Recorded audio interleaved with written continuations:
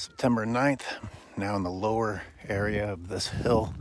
Gonna head down into the creek where I've been trying to plant some native plants, and just look at this disaster. It's just varying stages of yellow star thistle. There's some mustard. Everything else is, well, that's dead mustard. That's a previous generation of mustard. Italian thistle, slender oats, a lot of yellow star thistle, milk thistle. Holy moly.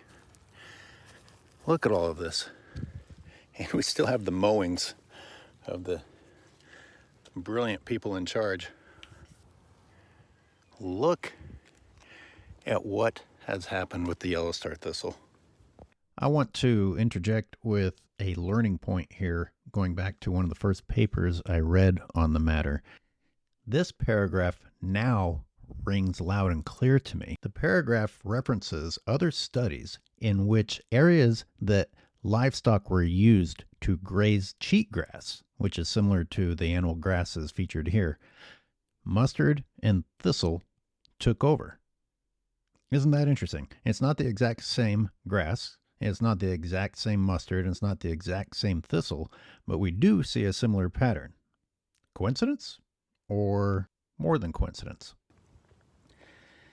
And as I often point out, adding insult to injury is that now our native pollinators are helping spread because they don't have any other flowers to work with. So they're actually helping to spread the problem plants. I mean, between the grading truck and the grazing program, how do you actually continue to promote these problem plants and never realize that you're making things worse? Used to be coyote brush over here. They killed it. Now we have yellow star thistle instead. The city actually killed the native plant, and it's now replaced with this crap.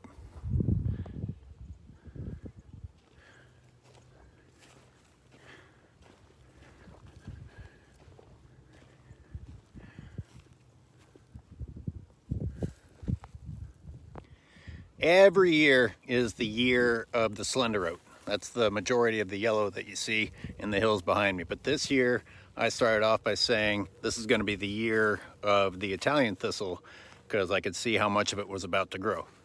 And that ended up being true. But it was also the year of the yellow star thistle, which is now coming through as a reinforcement to the fading Italian thistle.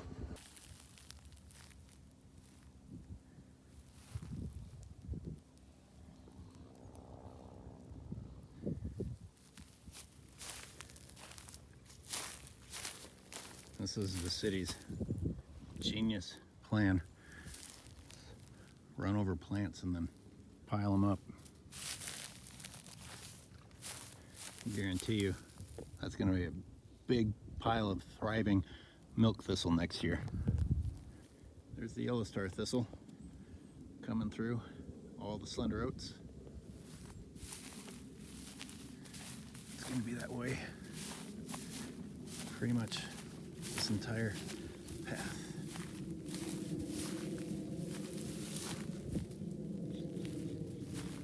How wonderful for wildlife. This is what they navigate through. As humans, all we have to do is say, oh, they can handle it. Oh, they're fine. They're wildlife. And yet we would never subject ourselves to having to walk through these sorts of things without protection on a daily basis.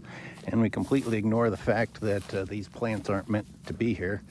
Therefore, we don't actually have any idea how well native animals can deal with these plants because these plants aren't part of the evolutionary process,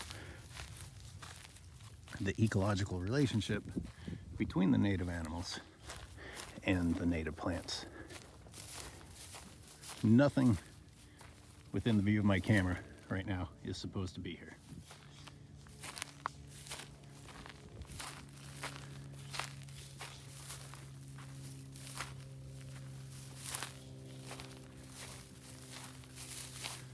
"100% invasive," except for when I get a tree in the shot. This is the progress of the goat grazing program.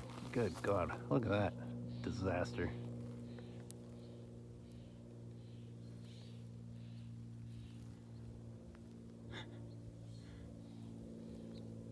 Which brings up another topic.